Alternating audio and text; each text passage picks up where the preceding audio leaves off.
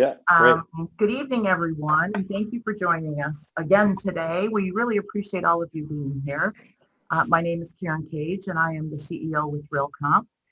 Let me do a few introductions here. We have Francine Green, which you all know from every town hall we've had so far. Fran is our marketing manager. Joining us also tonight from Realcomp is Tammy Bright, and Tammy is our marketing and account representative. And Tammy's been with us, I can't count that high, almost 20 years, 22 years, 25 years, something. I grew up here. Yes. And then we have three lovely ladies that are going to be on our panel tonight. And I'll introduce them a little bit more when we get close to the time for our panel discussion, but you can say hi to all of them. It's Wal, Jessica, and Wynn. And of course, our guest tonight, our guest speaker, Bill Rancic. Let me do a few housekeeping things first. If you have questions, put them through the Q&A, that little link you see at the bottom where it says Q&A, type your questions in there, and we'll do our best to answer all the questions that you have.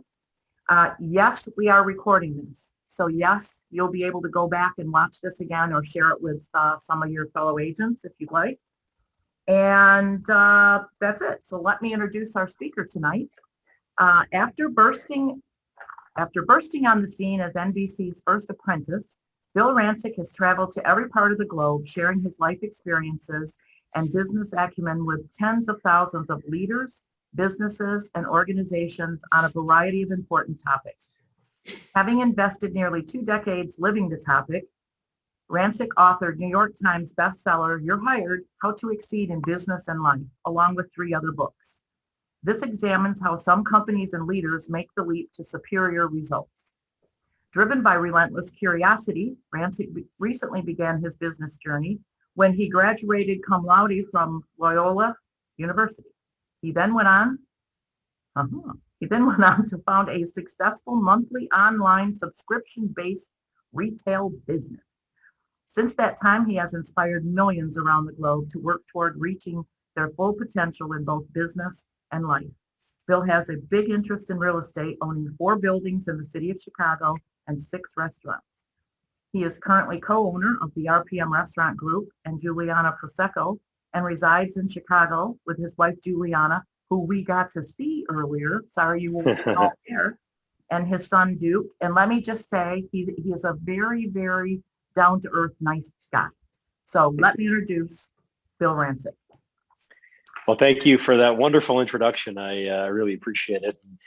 It's hard to believe that I actually spoke to this group almost 10 years ago.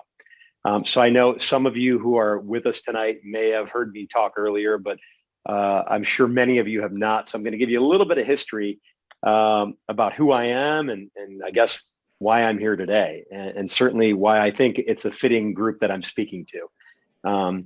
And I married my wife, Juliana, almost 15 years ago. And little did she know that we would have bought and sold almost 20 houses in those 15 years. So not only have I have a love for and a passion for real estate, but now my wife, Juliana, does as well.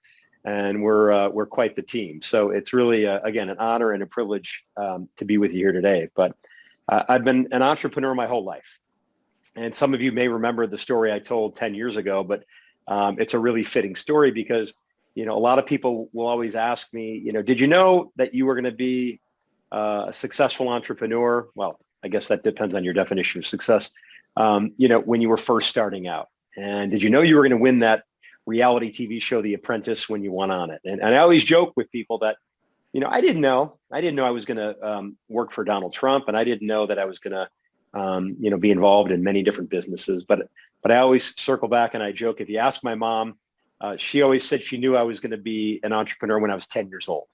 And it all started in my grandmother's kitchen. And my grandmother was a wonderful lady. And I would go there quite often on the weekends. And one particular weekend, my parents were going to go out of town and they wanted to be alone. So they sent me off to my grandmother's. And I went and I woke up Saturday morning and there was my grandmother in the kitchen and she was cooking breakfast. And, probably like many of you, I started inundating her with all these questions. And she decided she was going to pull me in the kitchen and she was going to teach me how to cook. So lo and behold, I spent all day in that kitchen. I was all in. And I learned how to master the art of making pancakes. I could make a blueberry pancake, a banana pancake, you name it, I could make it. And I went to bed that night, and I woke up Sunday morning, and I popped out of bed, and I ran into my grandmother's kitchen, and I picked up her old rotary telephone, which my son has no idea what that is. And I called all the old ladies who lived on my grandmother's block, and I invited them to all come over for a pancake breakfast. Well, they thought this was the neatest thing they'd ever seen. This 10-year-old kid flipping pancakes, serving them breakfast. They loved it. And they ate, and they were laughing, and they enjoyed it, and then they left. And when they left, I started clearing their plates away from the table, and I discovered that each and every one of those ladies left a $5 bill underneath her plate. And man, I was like, this is unbelievable. You know, I took that money and I put it in my pocket, and I went back home, and I didn't say a word to anyone in my family at home. I kept my mouth shut. And the week went by, and then Friday afternoon, I got dropped off in front of my house from the school bus, and I went blazing in the front door, and I demanded that my mom take me to my grandmother's for the weekend. Well, she couldn't understand what was going on because I spent the next 5 weekends at my grandmother's house. And then she was in my room one day, and she discovered a stack of money in my sock drawer. And any mothers out there, you would probably be alarmed if you saw a stack of $5 bills in your child's sock drawer. So my mom immediately sat me down, and she demanded to know where all this money came from. And I had to fess up that I was running a makeshift restaurant out of my grandmother's house. Well, she abruptly put that business to an end as she claimed I was fleecing these old ladies out of their Social Security checks. But I learned a lesson, and I didn't know it at the time, but I learned something really important. And I learned the importance of having the ability to recognize opportunities that are out there, but more importantly, seizing those opportunities. And, you know, so many people go through life and they see so many different opportunities, but the majority of them, they don't do anything about it. They don't reach out, grab a hold of it, and do something with it. And for me, that was kind of my start. And although my mom put that business to an end, when I was 15, I made a deal with the local gas station owner in our neighborhood. And I had discovered a publication called the Trading Times. I don't know if any of you remember this. I'm going to be 50 in 2 weeks. So it's an old publication where you could buy and sell things before the internet. And I cut a deal with the owner of the local gas station in my neighborhood, and he let me park cars in his gas station that were for sale. So I would buy cars in the Trading Times, and I'd clean them up and fix them up, and I would park these cars in the corner, and I'd cut him in on the profits. And before I was even having a driver's license, I had bought and sold probably 10 or 12 cars. Once again, my mom put that business to an end. She didn't think it was a good idea, have to get me a car dealer license because I was buying and selling so many of these vehicles. But I never gave up, and I kept that entrepreneurial spirit alive. And then when I was in college, I learned probably one of the most important lessons of my life. And when I was in college, I had to work my way through school, and I started a boat wash and wax business in a town called New Buffalo, Michigan. And I'm sure there's some people out there who know New Buffalo, Michigan.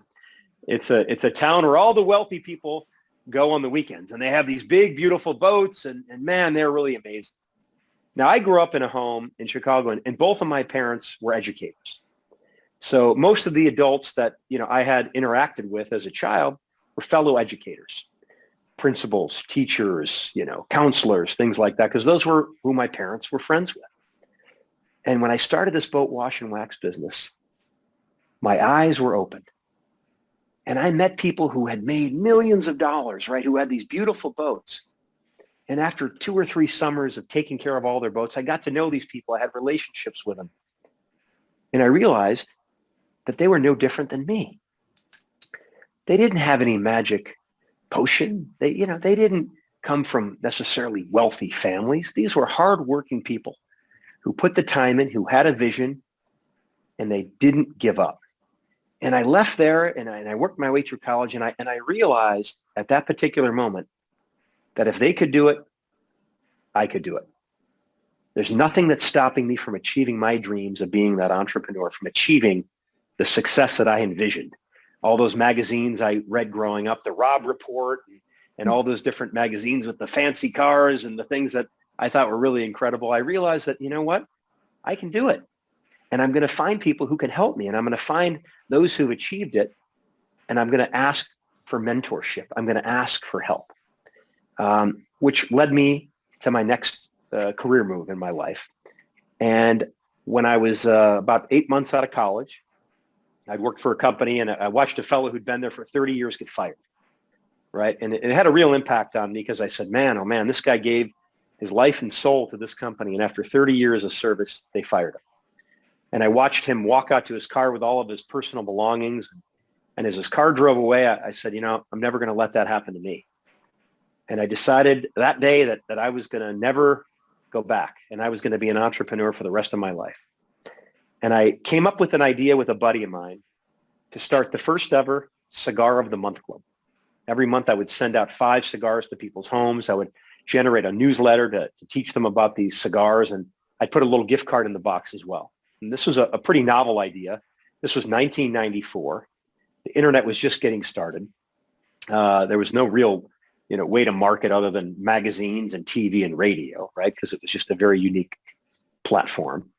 And I didn't have a lot of money. I'd sold my car. I moved home with my parents. We decided to open up our world headquarters in my buddy's 400 square foot studio apartment. And we got some used desks and some used computers from my brother-in-law. And I got 8 or 9 toll-free phone numbers piped into this little apartment we had. I mean, it was tiny. You could literally stand in the middle and touch all 4 walls without even moving your feet. I mean, it was tight. And he was living there as well, right? This guy, my partner. So a lot of people laughed at us, probably like many of you, right? They said, this is crazy. You're going to start a Cigar of the Month Club. I mean, when I resigned from my job at the metals company, the 2 owners said it was the most ridiculous idea they'd ever heard, and that they were going to hire me back, but with a pay cut. I mean, you name it. I had everyone and their brother telling me that this wasn't going to work, that it was crazy. And even though my parents thought it was probably a crazy idea, they never let on, and they always supported me. So I went into work one day, and I said, you know what? I got to leave my comfort zone here. I got to do something a little bit different. And we're going to get more into this later on. But this is where I really learned the importance of breaking free and finding out how you can test yourself. And I said, I got to get out there and I got to market this myself because I can't buy TV or radio ads and I don't have money to buy magazine ads. So I said, I'm creative though, and I know how to market things. And I sat down at the used computer I got from my brother-in-law. And in the letter, I explained how this Cigar of the Month Club worked. You're going to get 5 cigars every month. You're going to get a newsletter. It's a really cool idea. And at the end of that letter, I said, can you please help me? And I took the letter and I put it in an envelope, and I put the envelope inside a box because people will always open a box if they get it. At least I will. And then I put some cigars in that box, and I put a pair of these Coke bottle nerd glasses that you might wear on Halloween. And I taped a little note right on those glasses, and the note read, please take a closer look at my business idea.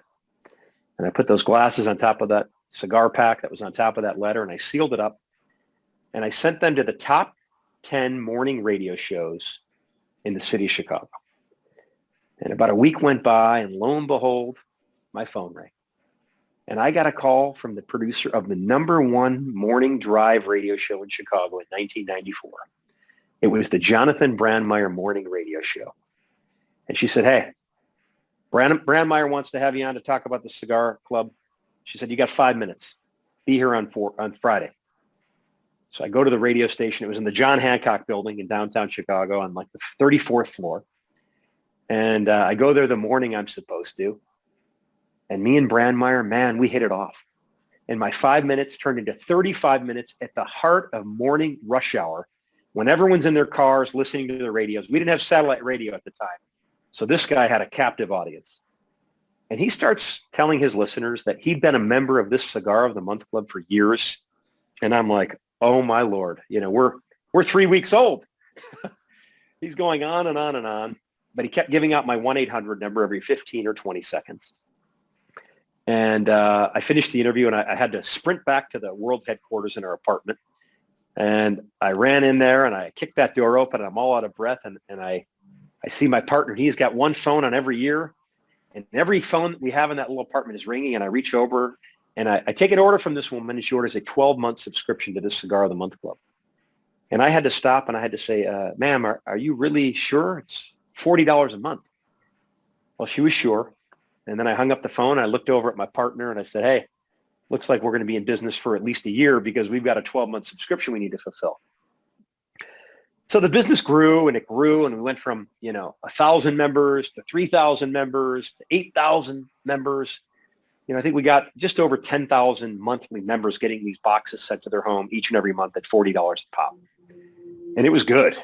I mean, I was young. I thought this was unbelievable. I thought this was going to go on forever, much like young people in the real estate world, right? They think, we were just talking about this before I went on. The rookies think that this is going to last forever, right? The good times and the high prices and multiple bids and whatever the heck is happening. And about 6 years in, the world changed. The dot-com boom started to take off.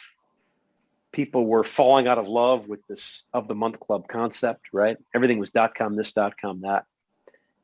And I realized that the world around me was changing. And if I didn't change, if I didn't adjust, if I didn't adapt, I was going to become extinct. So I shifted the way I approached my customers.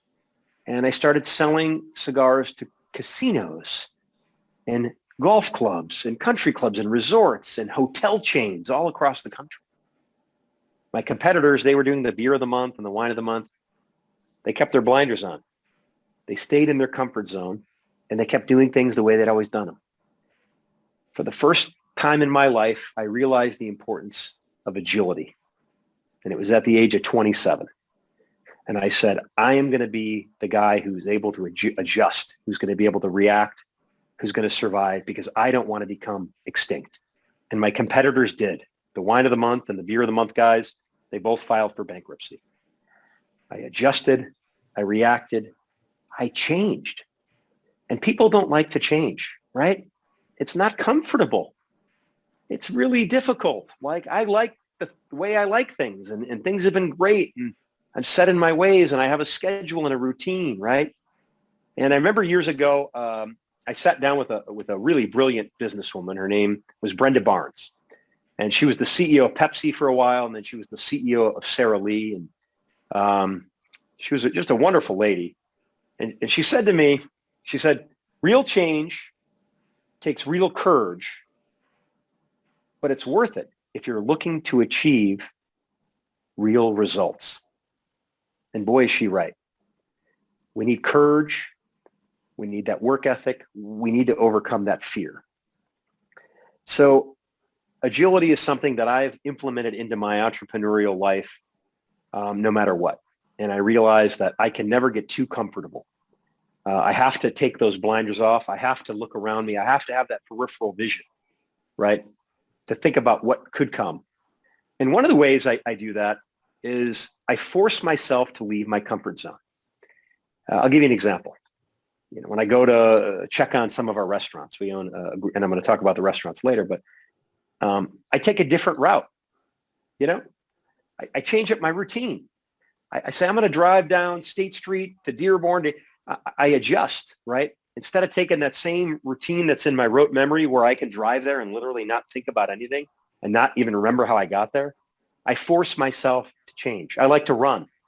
I force myself to go on different runs, right? And I love the same run, right? I go north on the lake, and I go up to Belmont, and I come back, right? I love that run. But when I do that, it forces my brain, right, to think differently, to see things differently. And I may see a building, and I'm like, oh, I never saw that building over there. Maybe we could put a restaurant in there. Or it forces me to just constantly think about other things, right, than get in that rote routine and that rote memory. So for me, I was lucky enough to sell that business, the cigar company. And I started getting into real estate on a more serious level. And one of my buddies is actually a fella from Michigan, Stuart. He's a big real estate developer in the city. And he had talked me into buying my first apartment building. And he's like, you're going to buy this. You're going to make them luxury rentals. You're going to gut the whole thing. It's going to be amazing. So I took all the money I had from selling the cigar company, or a good chunk of it, and I bought this building. Never done it. Total leap of faith. And I said, I'm going to become a real estate tycoon, right? This is my start. And I was renovating it. I had, just really cool stuff going on. I was going to make these luxury rentals, and it was going to be wonderful. And about, 80% through the renovation, I'm out to dinner, and my phone rings. And a guy says, hey, is this Bill Rancic? And I said, yeah. He said, well, this is Tom from the Busy Bee Board Up Company. Your building is on fire. When the fire department leaves, would you like us to board up your building? Now, I certainly thought this was a joke, right? I thought, okay, hey, Carson, my buddy Carson I grew up with, I said, yeah, nice try. Click. Hung up on him. Went back to eating dinner. 5 minutes later, my phone rings again. Is this Bill Rancic? This is Phil from, United Board Up Company. Your building's on fire. I'm like, how do these people know that I even own the building? It was incredible. But they were coming out of the woodwork, these board up guys, right? And at that point, I said, okay, this isn't a joke. And I got in my car and I drove over there, and I made it about 3 blocks from where the building was. And it was engulfed in flames, and I saw a hook and ladder truck, right, putting out the flames. And the building was burnt to a crisp. I mean, it was unbelievable. And I was traumatized, obviously not what I was hoping for my first foray into really becoming a real estate developer. But what made matters worse is I bought the insurance policy from a buddy of mine that I went to college with. And anyone out there who knows insurance, you're probably going to get a kick out of this. But who out there, and I can't see you, so we'll do a virtual raise of hands, who out there knows the difference between actual value and replacement value? Well, my hand didn't go up back then because I didn't know the difference. And my buddy had sold me a policy on actual value, right? So to make a long story, probably even longer here, I had the wrong insurance policy. And it was probably going to bankrupt me because they were going to give me 10 cents on the dollar, right? They weren't going to give me replacement value. And this was an older building. So I thought, this is it. And I couldn't sleep. I lost weight. I was kind of feeling sorry for myself for a couple of weeks. And this is when I first, and I didn't know it at the time, but I first had the pause and pivot method idea. And after about 5 or 6 weeks, I stopped. And I started to look from the outside in, right? Because sometimes we're so caught up in things, we can't see them clearly, right?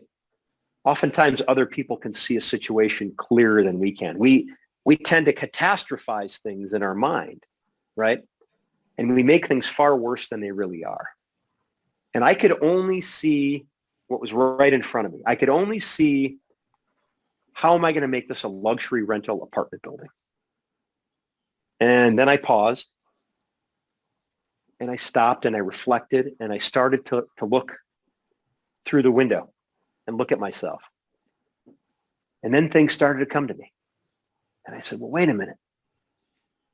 What if I make them condominiums? What if I bring a partner on? What if I get sub-zero refrigerators and really nice stainless steel? This was back in 94, whatever it was. Actually, probably 98, 99. What if I make, put these high-end refrigerators in and nice ovens and I make them condominiums? So I paused, I regrouped, and I was able to pivot. And I was able to save myself from financial ruin. Certainly didn't make a lot of money, but I didn't lose everything that I had. And I was able to slow down. And I always use the analogy, remember when you guys were a kid and the first time you talked into a tape recorder and then you played it back? You said, that's not me. I don't sound like that.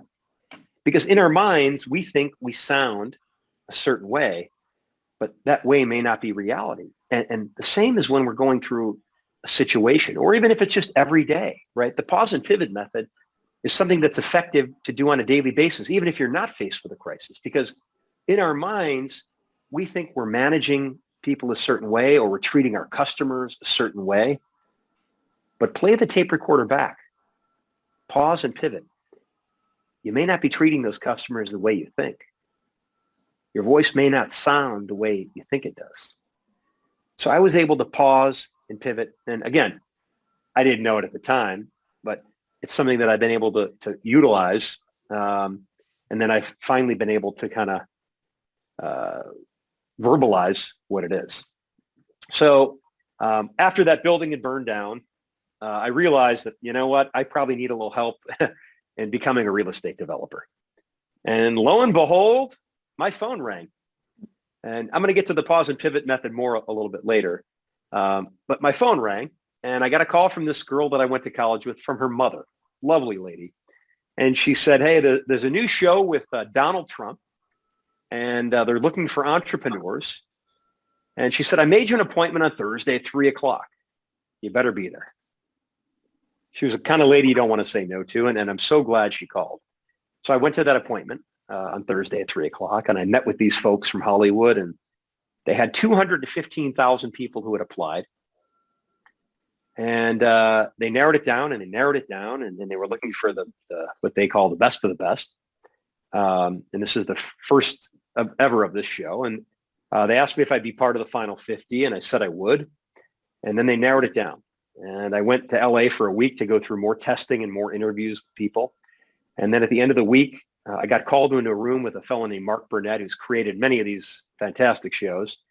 And Mark offered me the last spot on the show to compete. It was actually worse than the last spot. I was the alternate. And the last contestant they chose failed one of the tests. I don't know what it was, I don't know what it was. And I got called up off the bench. And I went into this thing knowing that I was the worse than the last one chosen. So going into this thing, I had something to prove, right? Like, I'm like, okay, you're going to pick me last for the team? Watch what I'm going to do. So I go to New York, I get saddled with our first task. Our first task is probably something each and every one of you has done out there. We had to sell lemonade. And I remember thinking, oh, dear Lord, you know, what am I doing? I'm selling lemonade here in the middle of New York. But then the tasks got larger and they got more complicated, and sleep deprivation started to kick in. And I had people from Harvard and Yale and all these fancy business schools there, right? And one by one, the competition started to fall by the wayside. And then before I knew it, I looked to my right and I looked to my left, and there was only one other contestant still in this competition. And sure enough, he had his MBA from Harvard. So he was a tough competitor. He was smart. He was sharp. And we battled it out in the final round. And then lo and behold, on live national television, in front of 30 million people, right? No pressure. Trump made his decision, and he hired me on as the very first ever apprentice.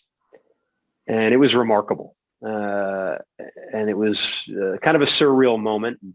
After a whole press tour I had to do after that, I finally made my way back home to Chicago. And again, I paused. And I'll never forget, I took a moment of reflection because I was on a whirlwind tour. And I just remember sitting there thinking to myself, you know, why me? What separated me from the pack of all these people who wanted to win this thing? You know, we had 215,000 people. And I think there were three reasons why I was able to win this. And I think these are why people are successful. First one is agility, right? We talked about agility before.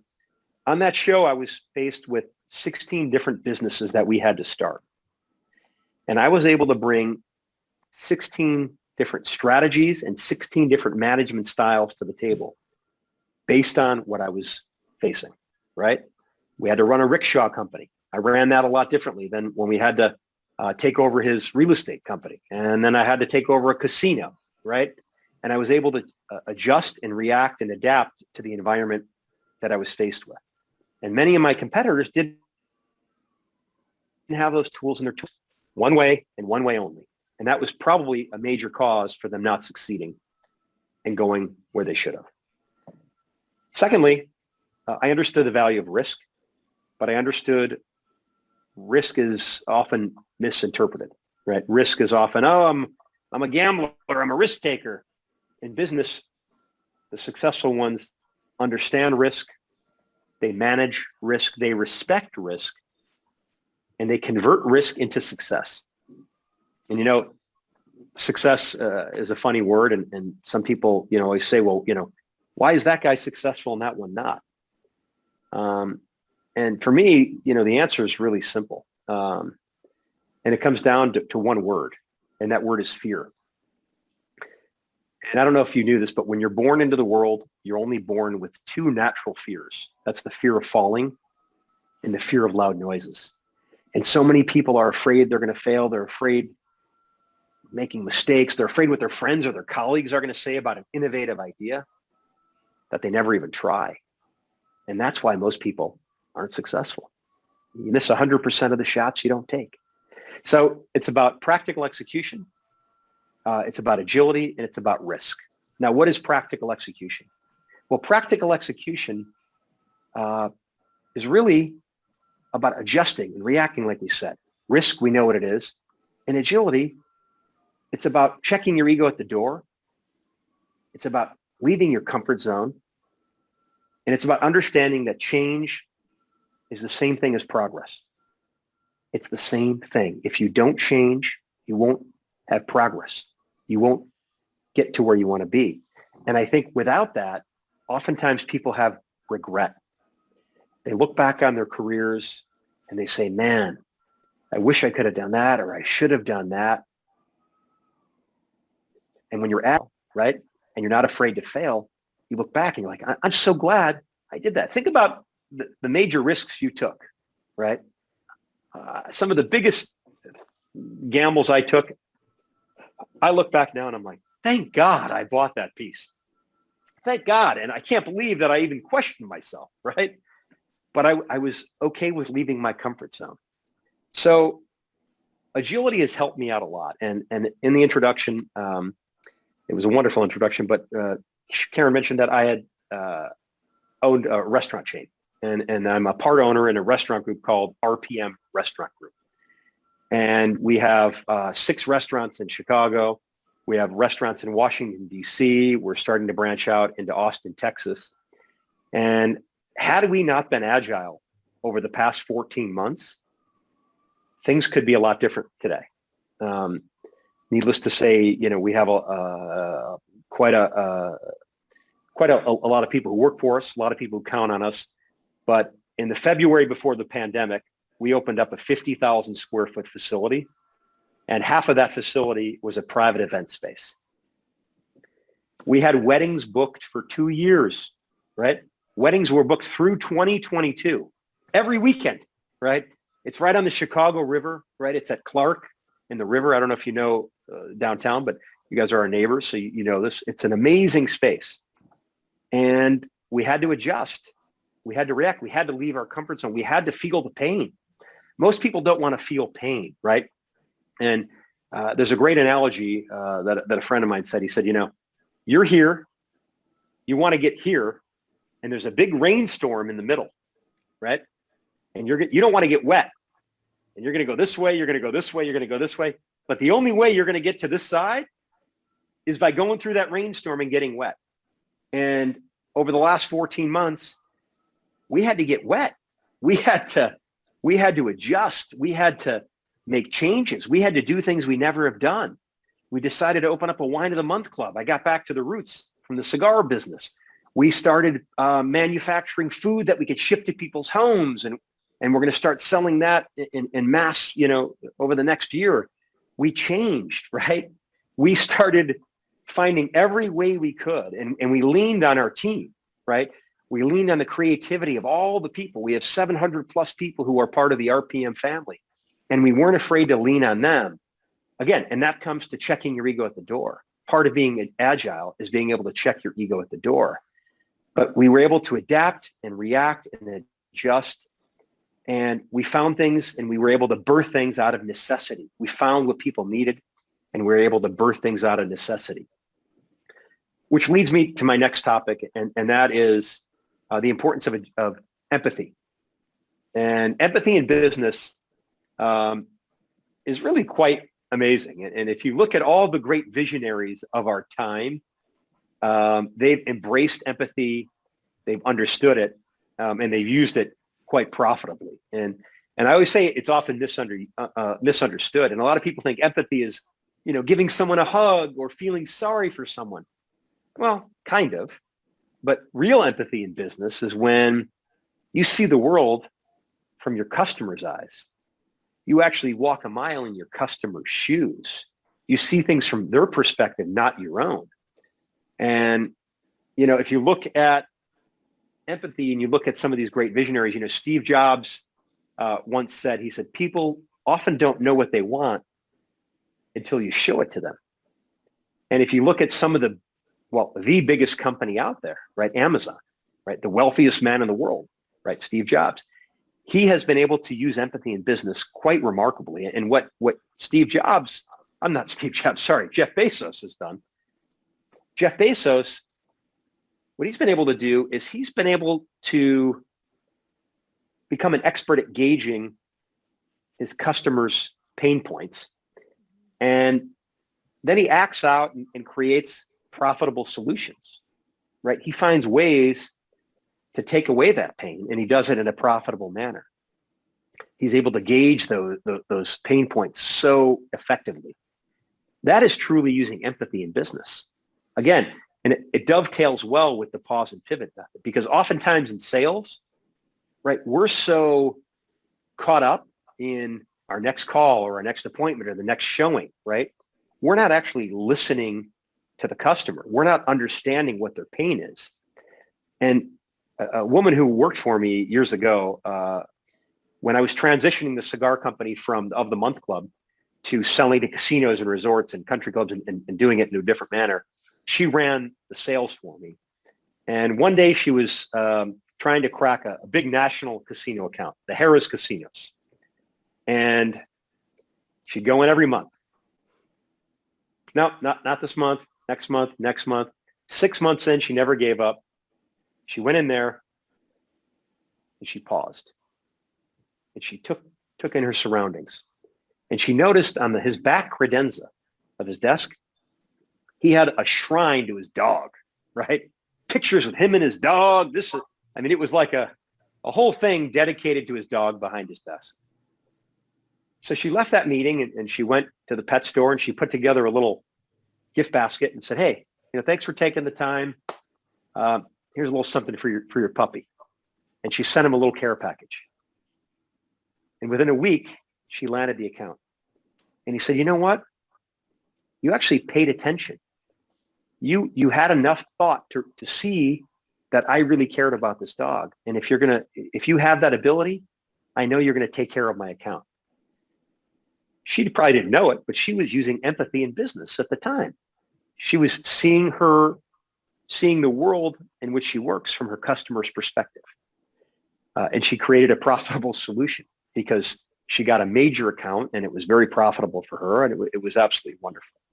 So I think we can all use empathy in business to become better leaders, to become better salespeople. And, leadership is something that obviously I think is very important. Whether we work for ourselves, whether we work in corporate America, we can all become better leaders. And over the years, I've kind of created, my rules for good leadership. And they change, right? They change and they evolve, and I'm constantly updating them. But where they are at today, I'm just going to share them with you because I think, you'll be able to benefit from them. And the first rule for my leadership is focus. You can't solve every problem at once, right? We have to learn how to focus. We have to learn how to compartmentalize. And when we're able to do that, we're far more effective, right? We don't get overwhelmed. We don't get overburdened. And again, for me, focus comes down to a 99-cent solution. And that's my legal pad. I can get a legal pad for 99 cents. And I make that list. And I know this sounds so elementary and so fundamental, but it's remarkable. I'm going to show you right here because I have this next to me. This is one of my books. I have all my things, and I do it every day. And what it does is it helps me stay focused, and it helps me not get overwhelmed and overburdened. And there's nothing better than crossing off that list. So focus, I think, is the first lesson in leadership. Secondly, it's about being honorable. And I think when you're a good leader, you understand that your honor is everything, right? And especially when you're in the real estate world. Management is when you're able to do things right. Leadership is when you're doing the right thing. Let me say that again. Management is doing things right. Leadership is when you do the right thing. So it's about focus. It's about honorability. It's about eliminating waste. And when I say eliminating waste, I don't just mean financially, right? Certainly, I think that's very important. How smart are we working? We eliminated a lot of waste during the pandemic in the restaurant group, right? We found, and those are going to stay with us forever. We found things that we should have never been paying for. We examined every bill. We found mistakes that we probably would have never found before. And it made us stronger and better. But also eliminating waste in your life, right? Oftentimes, we have people in our lives that hold us back, that pull us down, that wish they had our work ethic and our ambition, but they don't, right? So they're very negative. And I don't mean to call them waste, but I think you have to look at your life and you have to eliminate the things that hold you back. And sometimes it's okay to love people from afar. Sometimes it's okay to, maybe change the way you interact with people because it's not helping you. So when I say eliminating waste, I say, okay, certainly from a business perspective, but also from a personal perspective. Take a look around. That goes back to the pause and pivot method. Stop, assess, right? The people who are in your life on a daily basis. Give them a review. You don't have to give it to them, but you can give them a review and say, okay, are they, is this someone who is bringing joy to my life? Are they weighing me down? Are they negative? Are they criticizing the things that I'm doing? So it's about focus, honorability, eliminating waste, and creating value, right? What separates you from the rest? I know at the restaurants, I know what separates us from the rest. No is not in the vocabulary. Can I have this steak a certain way? Can I have my pasta? Yes, yes, yes. What are you doing? How are you creating value? How are you separating yourself from all the other people out there who are trying to do the same thing? Are you doing everything you can to make their life better? And I think part of creating value, again, everything that I'm talking about here is dovetailing. Part of creating value goes to using empathy in business. When you use empathy in business, you're creating value because you're better understanding your customers' pain points. So focus, honorability, eliminating waste, creating value, and people. People, peer knowledge, idea sharing, right? Having the right people around us is everything. And when I first went to work in the Trump organization, I learned a lot about the power of people. And when I first was there, I had to work on a high-rise in a town called White Plains, New York. I'd never built a high-rise. Shoot. At the time, all I had was a building that burned down, right? So I certainly was in over my skis. And I was nervous and I was scared. And I had the privilege to work with a fella who was the chairman of a major construction company. And they built a lot of the buildings for Mr. Trump. And I was working with him hand in hand.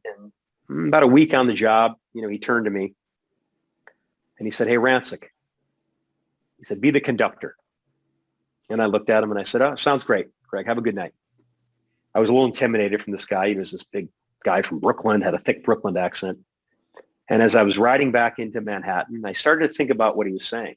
And he said, "Be the conductor." Now, was he referring to the conductor of an orchestra? What was this guy getting at? And then it hit me. He was referring to the conductor of an orchestra. But I didn't understand why at the moment. And then I said, okay, now I'm starting to get it. You see, the conductor of an orchestra has all these expert musicians in his or her pit, and they play their instruments to absolute perfection. The customer himself or herself, the conductor isn't an expert at playing all those instruments, but he gets them all to play in harmony with one another. So people can help us make beautiful music in our businesses.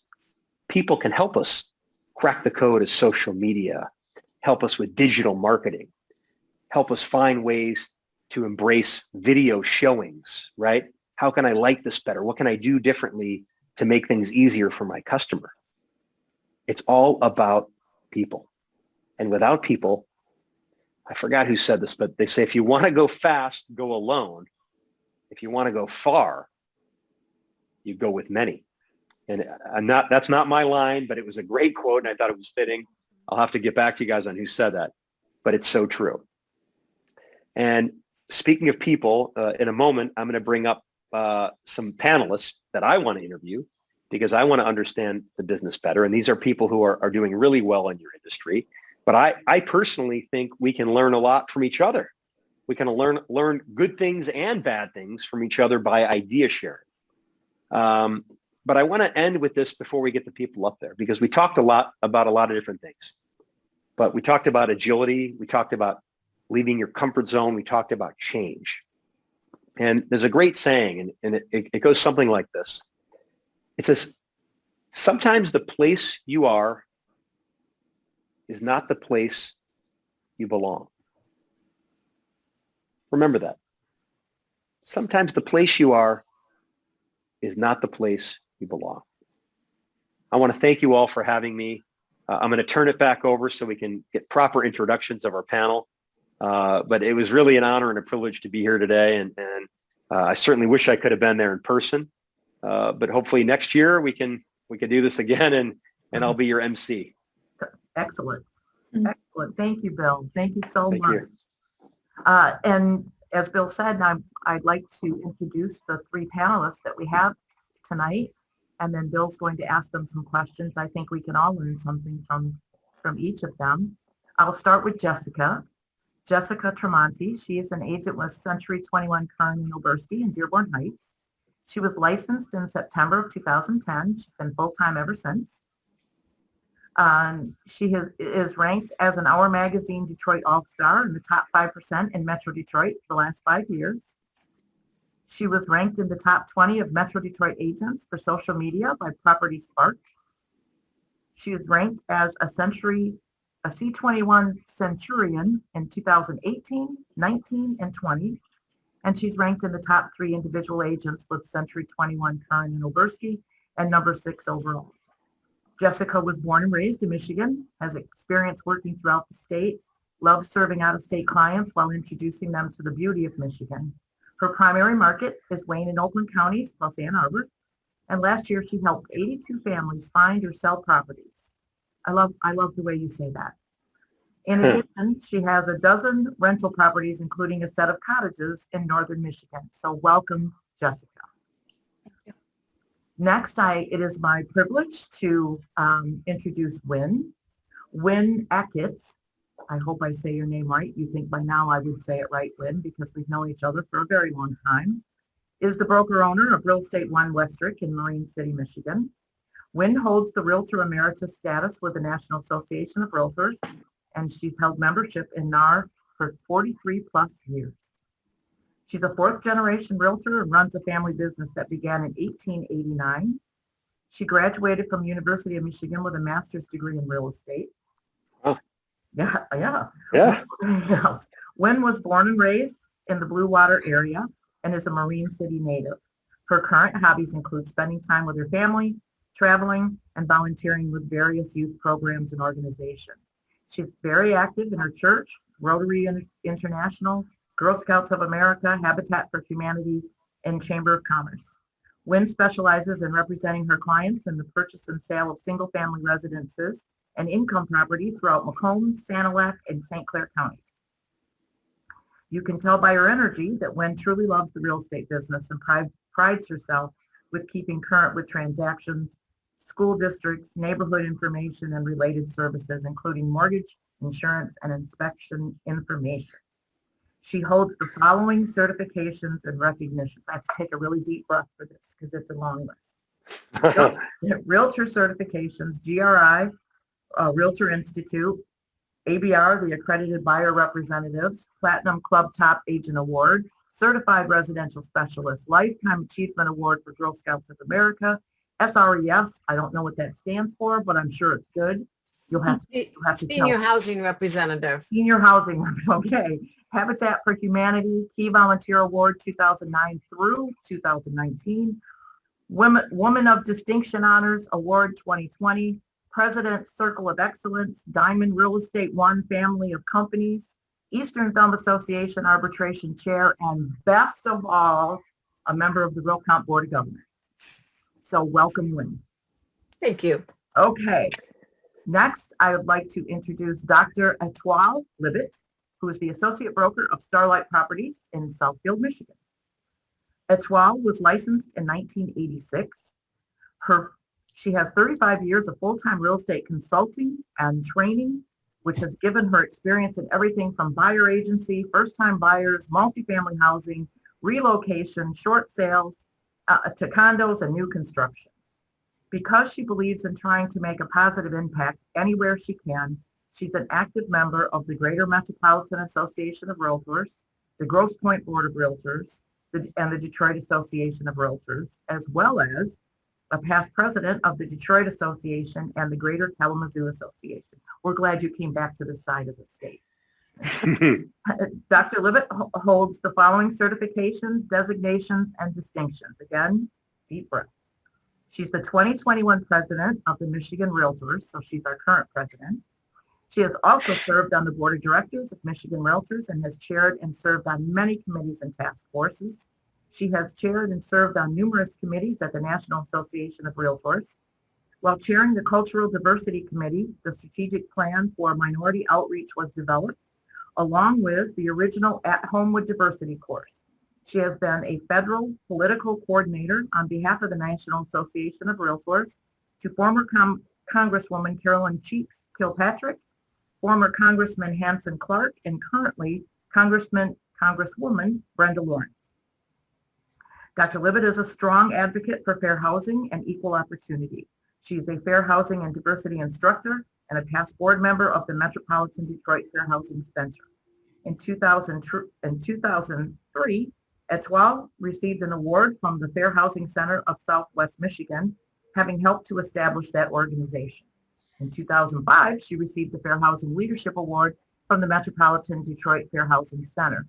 Etoile believes in community service and serves on the Southfield Nonprofit Housing Board, Commission on Senior Adults, Board of Friends of Historic Hamtramck Stadium, and is the precinct delegate for the 12th District in Southfield. Dr. Libet's alma mater is Howard University, where she received a BS and a DDS, both degrees. She's a veteran of the United States Army and served in the Dental Corps as a captain. Etoile is an active member of the Delta Sigma Theta Sorority Incorporated, a national service sorority. She's married to Dave Libet III and is a proud mom of one son and two grandsons. Well, there you go. Wow. I know. That's incredible. Two of these ladies I have known for many, many years, and I learned quite a bit with that introduction. So, what a panel I have to work with. So thank you so much. That's right. There you go. Okay. It's all yours, Bill. Okay. Thank you. Wow. Thank you all. I appreciate you taking the time. And I guess the main reason I thought this was going to be helpful because over the past year, I think in the real estate world, some of us have flourished, some of us have done well, and then there are other sectors that have not done so well. So my first question to whoever wants to take it, and we're going to kind of bounce around because we have a limited window of time, but what are some of the biggest challenges that you faced over the past 12 months? And if you haven't faced any challenges, then please don't take the floor, but whoever wants to take this one, have at it. I'll go ahead.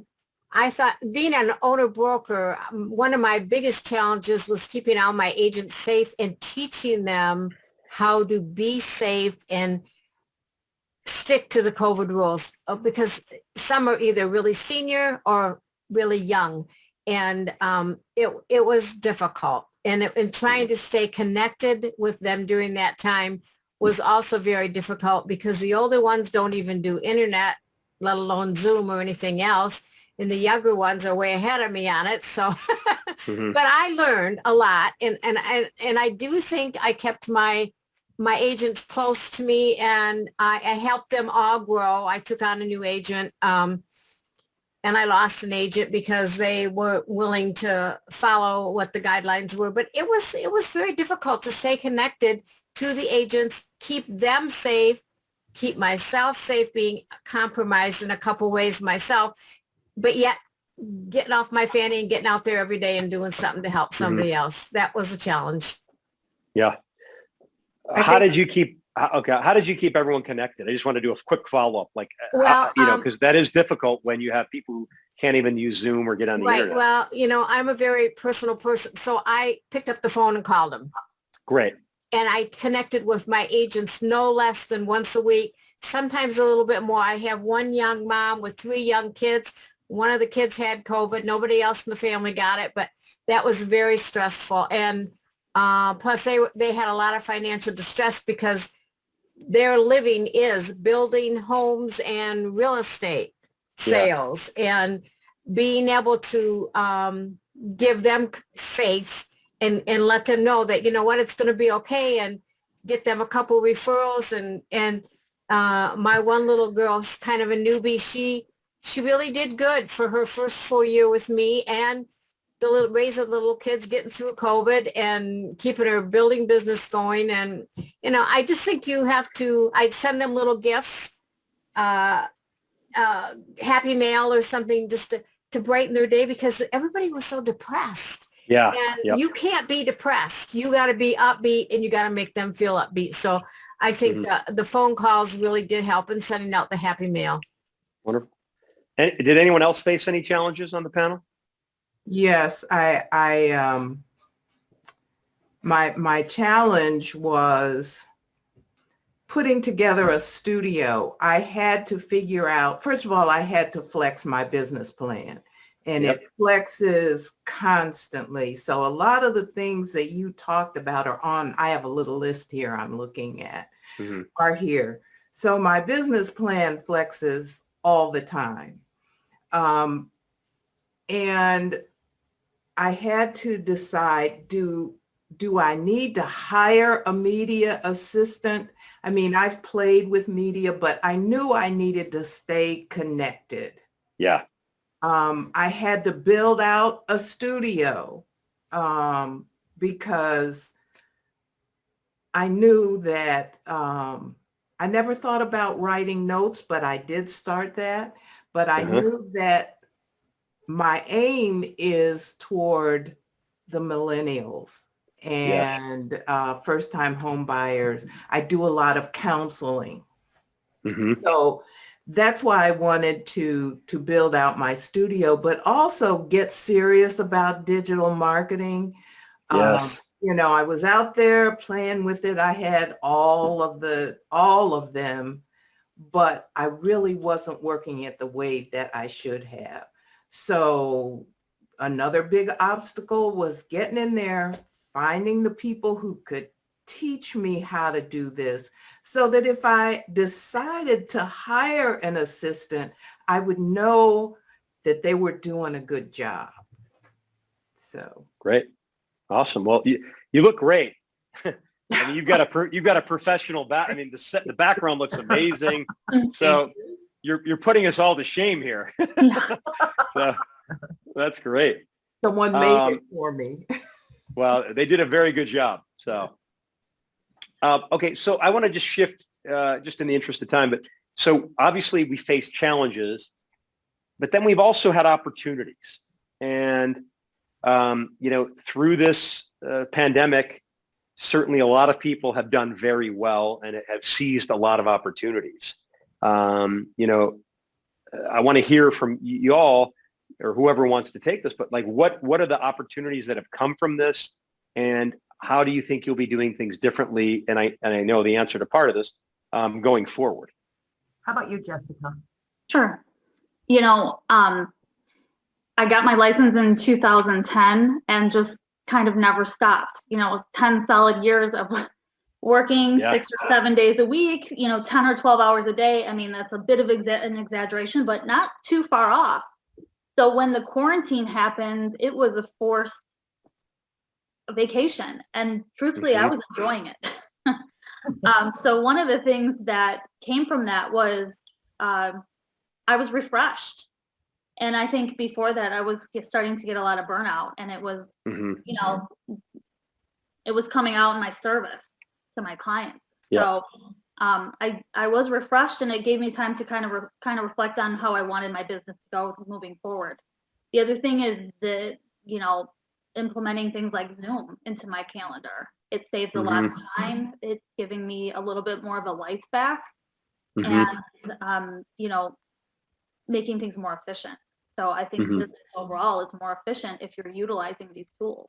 People are, Yeah. are comfortable with it. Even my, 80-year-old aunt will Zoom with me, so I think Right. it's those are things that have really, those are the positives that have come out of it.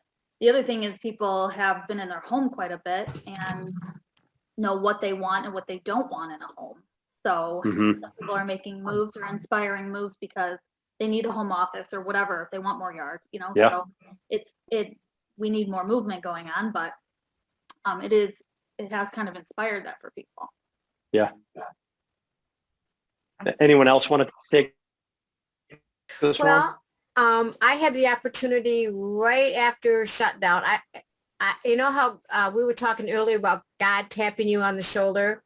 I went on a listing 3 days before the state shut down. And when I was there, I was perceiving, I just knew I was going to get the listing. I don't know. I was up against 3 other agents, but I knew I was going to get it. So I said, can I have my professional photographer come over tomorrow? Will you be able to get everything ready so I can get professional pictures of this home? So when you're ready to sign the contract, I have all the photos and we're all set. And they said, well, sure. So I met the photographer the next day. We got all the pictures. Then shutdown came. And here I am getting a $500 and some $1,000 listing. Wow. Nice. I have all my photos, the listing signed, put it on the internet. 2 days later, an agent from Temperance, represented a buyer from Monroe, and they didn't have much technology. So I said, well, okay, let's all meet on Zoom. So I figured it out. The buyer's agent, myself, and my sellers, we all got on a Zoom thing. We put an offer together, got it accepted in one Sunday morning after we all went to church. And the only time those buyers saw that home was on their professional inspection, because at that point you couldn't go into the home. They bought it sight unseen based on the photos. So the lesson in that is it's worth the money to get professional photos, get a overhead picture, make your listing shine. So I learned a really good thing by that nice little commission, that the listings are going to shine. And so professional photos are the way to go. Nice. Doctor, how about you?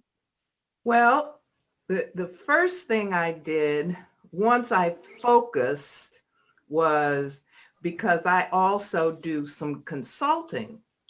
And because of the consulting that I did, I knew that was going to really slow down. So I began to think about some kind of stream of income, another stream of income.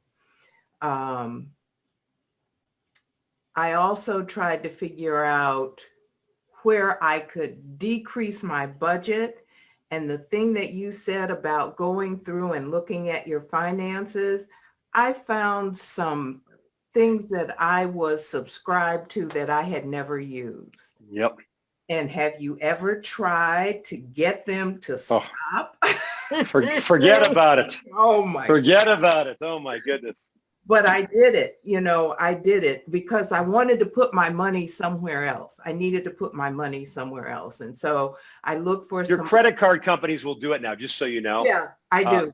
So it makes, because I didn't know that, and I was wasting a lot of time. Mm-hmm.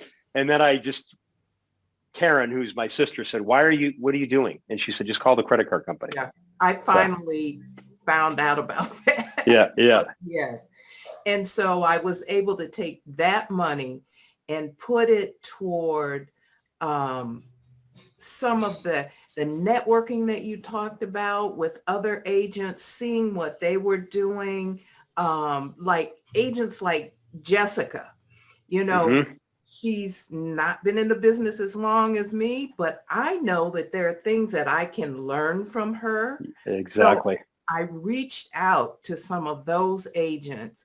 I looked at what they were doing online, you know, so some of them knew they were mentoring me and some of them didn't. So, well, you were like the conductor of the orchestra. You know, you had. That's right. Yeah. Yeah. Well, and that's the other thing. I also was reaching out to other people to mentor them, some younger people who wanted to do leadership. They wanted to be leaders in our association. So that is part of what I have been doing while we've had this break. So. Okay. Well, you brought up a good point, and you said you learned a lot from the younger generation. So my question to everyone here is, how have you adjusted your social media marketing presence?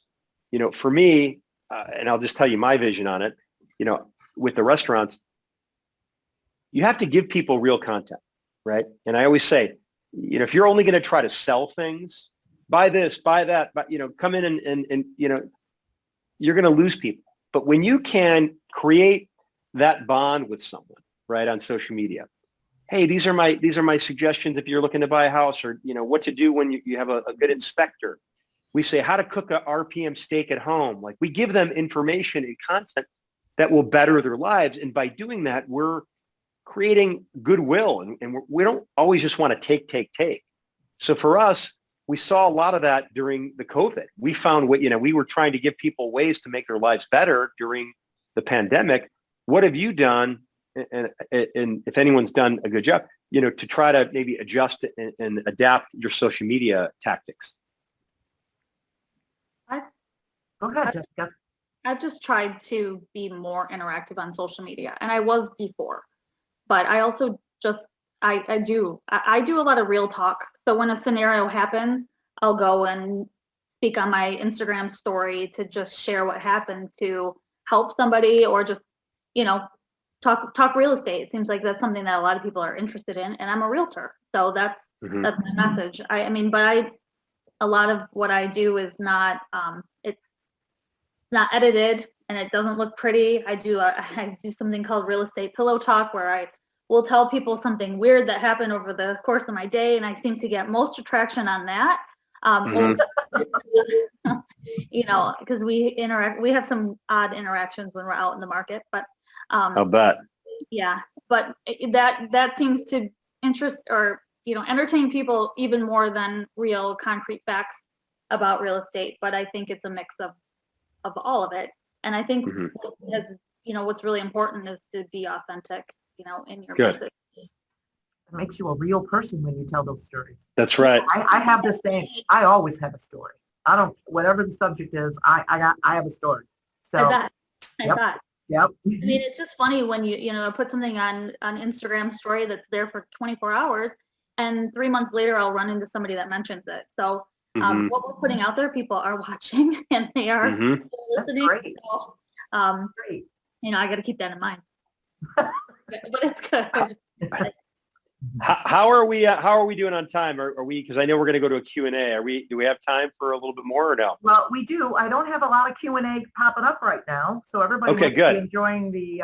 So if everybody out there listening, if you have questions, type them in at the Q&A, and we're just going to keep going with the panelists until we see some questions pop up, and we'll go for it that way. Great. So anyone else want to take the social media question? I will. One of the things, I was a science major, so I tend to research.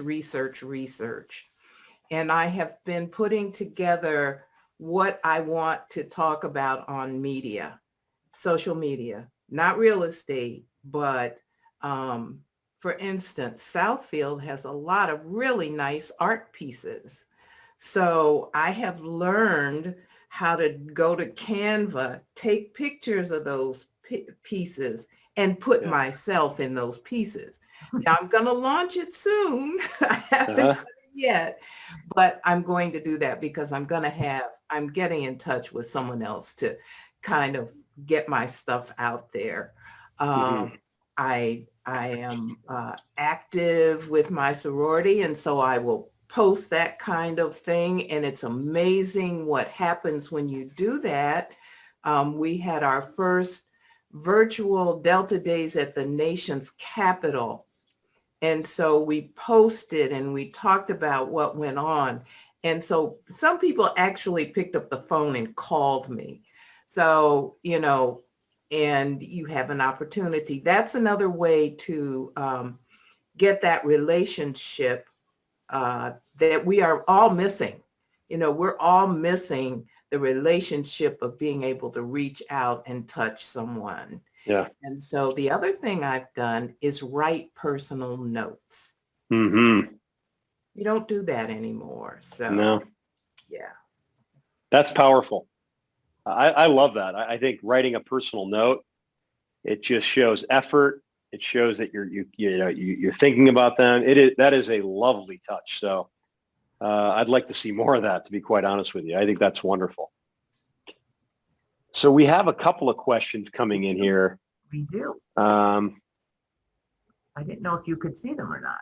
I can. Yeah. Bill, it's one for me. So thank you. Is that okay if I answer this one? You sure can. Okay. They want to know, Bill, are you still an active realtor? Do you still sell and buy? Well, I was never an active realtor, but I do a lot of buying and holding. So I'm a landlord. I own a lot of commercial pieces, and then I own residential. But certainly I'm always looking. So if you see any opportunities, you can reach out to me at Bill Rancic on social media. I'm always looking. So make the ask. And then thank you, Nancy, for asking the question. Oh, well, look at they're asking you questions about Juliana. Okay. Okay. Can we have a copy of Bill's presentation? Yeah, Yes. so it will be recorded. It'll be on our YouTube channel. Yep. So yeah, there's another question from Donna O'Neill. Yes, Juliana and I own a company called Juliana Prosecco. We own it with our restaurant partners. Prosecco is an Italian sparkling wine, and we're currently in a lot of restaurants and hotels with it, and doing it on retail. We have it at the Hy-Vee stores. We're trying to get it into Myers. We have Chinooks. I don't know if Chinooks is in Michigan. We're working on Chinooks. So we are rolling it out in the retail sector. So thank you for asking. And then anonymous attendee said, always be closing. Great movie. Yep. Glenn Ross. So that's wonderful. Somebody asked about books. Have you written your thoughts in books? I have. My first book was a book called You're Hired. I was very fortunate that it made the New York Times bestseller list. And then I wrote a business book for children called Beyond the Lemonade Stand. And then my wife and I wrote a relationship book called I Do, Now What? ? And then I also wrote a novel called First Light, which came out a couple of years ago. And it was about a businessman who was involved in a plane crash over Alaska. Can I ask Bill a question? Yes, you can ask Bill a question. Yeah. Of course you can. So you invest in real estate. Are you watching any particular markets, or how do you make the decision on where you're investing? You know, I'm buying in some weird areas right now. I have some pieces in Coeur d'Alene, Idaho, and ironically, the Wall Street Journal came out today and said it's like the hottest real estate in the United States right now, which I started buying there several years ago. And Idaho, what did you say? It was on Idaho? Yeah, it's in a area called Coeur d'Alene, Idaho, and it's in northwest Idaho. So it's. I wish I could say that I'm a smart man, but it was really by luck. So I can't take any credit for it. I just fell in love with it, and I just. Oh no. We lost him. Oh, he'll be back. He'll be back. They always are. Well, wait, there's a question. Maybe I can answer the question. Oh, somebody said they've been there. What do you see happening with the forbearance situation? I don't know that we can answer that. I don't know if Bill can answer that either, but maybe. Geez. Technology at its finest. Yeah. I think that Wynn and I were kind of talking about There that's it is. the fears that I have. Sorry, guys. Apologize. What was knew that, you'd be back. Claude? That's one of the fears that I have is the forbearance. Yeah. All of this goes away. Those people who chose forbearance, and I've talked to some clients who chose forbearance for not a good reason. But what's that going to do to our market? Is that going to cause another burst of the bubble? Well, we had some mortgage people, not our last town hall, but the one I think prior to that talked all about this.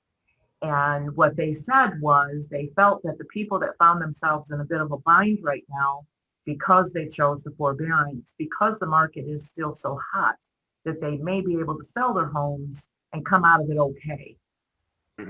But what we might see then is more people, because I don't think everybody understood that getting a mortgage when you took that forbearance is not necessarily an easy task.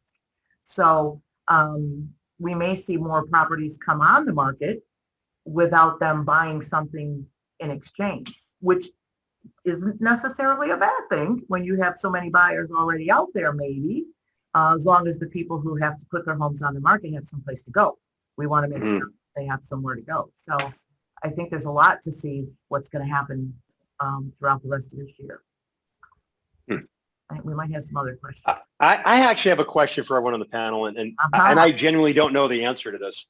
That's why I want to ask it. It's more out of curiosity, but how do you guys feel, and is this helping or hurting companies like Zillow and Redfin? And, is that because you're getting a far more educated consumer, I would think, right? Wow.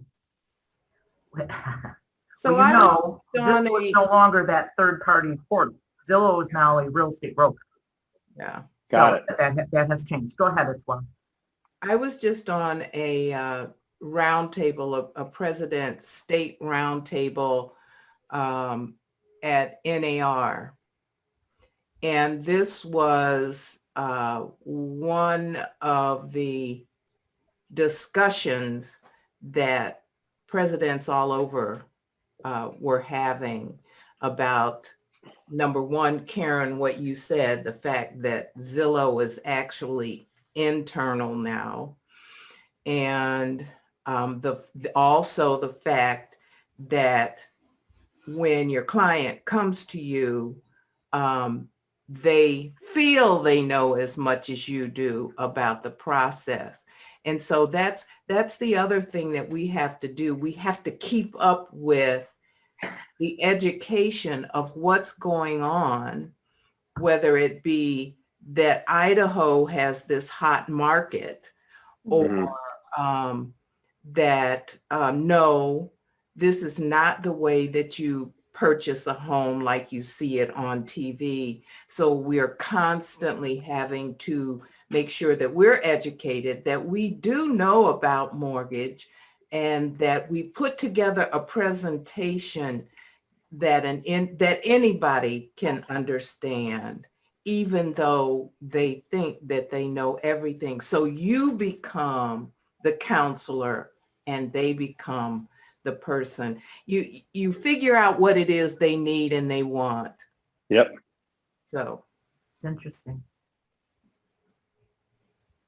I think something that many of us have learned through this time is how important it is to listen to what they're talking about, what our clients and customers are talking about, and not necessarily the words, but the atmosphere, the body language, the other things surrounding their lives and their decision to make a purchase or a sale, because a lot of it goes unspoken.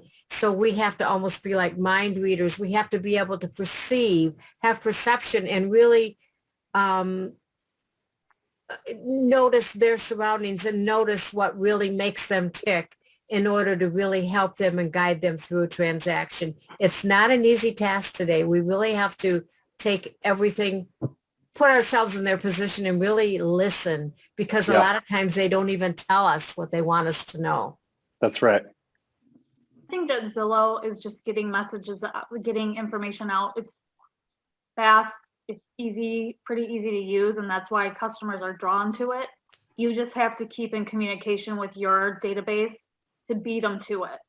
So, Mhm. you know, I think that it's frustrating, some of those platforms, because they're getting to our clients, but there's a reason why they're using them. So just, you know, you use it to your benefit too, in whatever way. Yeah, exactly. Point. That's such a great point. I think it makes your jobs easier and eliminates a lot of your waste. You know what I mean? We talk about eliminating waste. These people know what they want now. They go on, you know, these sites and they're able to see, you know, what you're not running around like you used Right. to. You know, Right. so your sales cycle is probably, if it's done right, your sales cycle is much shorter. It can be. So I'm going to go to the Q&A part, guys. Let's just see what we have on the board here. Mr. Rancic, was it your friend that talked you into buying actual value instead of replacement value insurance? How did the choice impact you? Well, it was my friend. I mean, kind of. And it had a major impact on me at the time. It certainly caused me a lot of stress, but it made me smarter.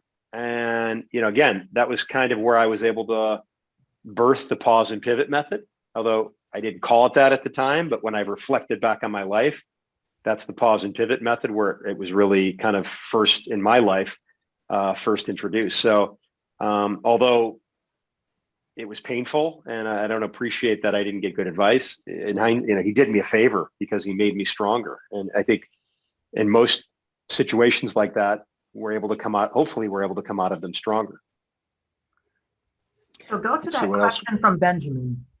The question from Benjamin, you'll see the last one on your list, Bill. Yeah. Okay, Benjamin said, Bill, you mentioned how you pivoted when you had your cigar company when times changed. With technology moving so quickly nowadays, compared to them, do you find it harder and harder to stay relevant and change with the times? You know, I think it can be if you let it. I think you can't try to, you know, keep up with every single trend. I think you have to kind of, again, we say stay focused, right? And we said you can't solve every problem at once. So you got to kind of dial it in and see what are the trends, you know, what's the future? You know, I know for me, I'm able to see where I can allocate more time and not. You know, for me, I spend more time on Instagram from a business perspective than Twitter. I just think that, you know, I get better engagement, I get better results. For me, it's a more effective tool, right? So, you know, I think it is difficult. I think you can't let it rule your life, the technology. I think in the real estate business, that personal touch is always going to be relevant. It's always going to be needed. You know I still have amazing real estate professionals that I work with, that I count on, that are able to, again, we talked about adding value, that add tremendous value to me. And I think at the end of the day, you know, your knowledge and your expertise is really, you know, what's going to separate you from everybody else and going to help create that value. So, you know, it's certainly important and you got to do it, but don't let it control your life. Don't abandon what's really important. And that's, you know, what you bring to the table. And it's building relationships and being able to, you know, bring me deals that no one else can bring me, and do it in a timely manner and help me see opportunities that maybe I wouldn't see on my own. I think that's important. So I saw one of the questions is about iBuyers. I thought maybe the panel could. Yeah, that'd be great. That one. What's your opinion or your view on the iBuyer programs that are out there, if you're familiar with them? We've seen those kind of programs come and go, right? And We have. so It's just not on my radar right now. I've got all these other things that I'm trying to do, Right. but they've come and they've gone. So I'm sure they have a place, but I'm not going to let it worry me. What about you, Jessica? Have you had any experience with clients that are using them? No? No, I have not. And I think exactly what Bill had said before, like the personal connection and the real person guidance is always going to be needed in real estate. I agree. I agree. Yeah. Let's see. Well, Anything else out there? no. I mean, All right. we talked about the other things. And we're right on schedule. I know we don't usually tell everybody what time we'll let them go, but we try to wrap up about 8:30, Yeah. and it is 8:30. Wow, And, great. unless anybody has anything they want to add in closing, thank you, Wynn. Thank you, Jessica. Thank you, Let's Walk, for spending your evening with us. And yes, definitely thank you, Bill, for spending Oh my goodness. with us. It went so was fast. Yes, it It was nice. so fast. Thank you very much. I appreciate y'all having me today. Let's see. Oh, look at I enjoyed you. I took copious notes. Oh, well, thank you, Yes. doctor. Yeah, always handwritten notes. Yep. That's my I step. got books everywhere. So. Yeah. And Yeah. we're getting lots of thank yous popping up now, Bill. So Oh, you'll wonderful. see that. You will see that. I'll Well, take a look. again, if you want to look at this presentation again, Fran, by probably the end of the week, early next week, we'll have it available for you on our YouTube channel with all of our other town hall meetings. We appreciate that all of you would choose to spend this time with us. We know how valuable your time is. And we just appreciate having you all here. Yeah. And always, if you have ideas for things that you want us to talk about on our town hall meetings, drop us a line, let us know. We try to be accommodating. Although I will say now that the person who said they wanted to have one where they could ask me anything, I've said no to that one. That one's not going to happen. Karen, I saw a question about what would you market to someone on forbearance? And actually, you wouldn't market to them in that matter. What you would do is consult with them and recommend that they get professional advice before they make any decision, and not just to somebody. They need to talk to a financial specialist, so they know what all their options are, because most of them aren't really given their options from the lender that's offering them. They need to seek real advice. Maybe they need to get an attorney. And that's what I've been telling people. And it's been very successful, because they come back now 10 years later. They're coming back and say, hey, thanks. You helped me. I rented for a long time, but now I'm ready to buy. Well, and they can watch our presentation we had. Yes, it was on our good. YouTube channel Yes. about forbearance. It was filled with a lot of information that that I think they would find helpful. Your friend Krista said, way to go, Jessica, by the way. I don't know if you saw that. I don't know if you can see her questions. And then there's always the list of HUD counselors. Yep. They've gotten up on forbearance. So in everybody's area, just go to HUD.gov and you can find those counselors who can help with counseling folks with all kinds of finances, but also forbearance. Good. That's good.